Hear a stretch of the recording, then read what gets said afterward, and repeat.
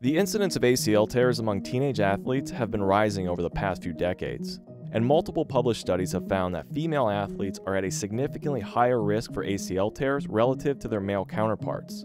This is especially true in soccer, where the risk of ACL tears for females is almost 3 times as high as males. We wondered what causes this disparity, so we asked world-renowned orthopedic surgeon Dan Cooper, and here's what he had to say. Women athletes, female athletes in particular, have more risk of ACL injuries. And I think rather than saying one reason, it's probably multifactorial. Some of it you might be able to control and some of it you can't. A little bit more narrow femur, which can give you a little bit more narrow notch in the center of the knee where the ACL lives. The ACL lives in what's called the intercondylar notch. It should be somewhat tunnel-shaped, and many times it's a bit tight. That can lead to increased risk of ACL tears. And we don't know if it's because the notch is small or because the ACL is small or both. But there's some anatomic factors that you can't really overcome. Females hyperextend, in other words, go back more commonly than men do. And so that hyperextension itself is an independent risk factor for ACL tears. There are issues with the menstrual cycle and timing of ACL tears. A little hard to completely control that.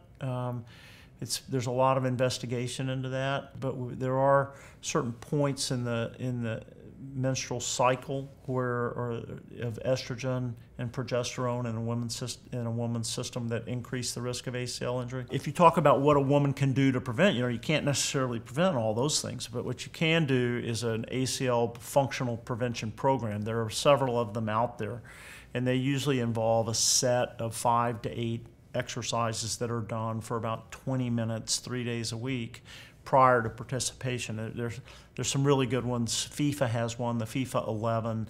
There's the Santa Monica PEP program. There's different ones, but I would say there's probably 4 or 5 of them.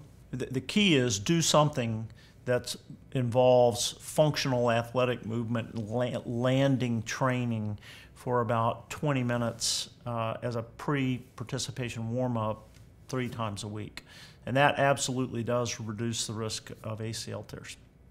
Visit understandortho.com to watch medical animations and physician interviews about a wide range of orthopedic conditions, treatments, and surgery.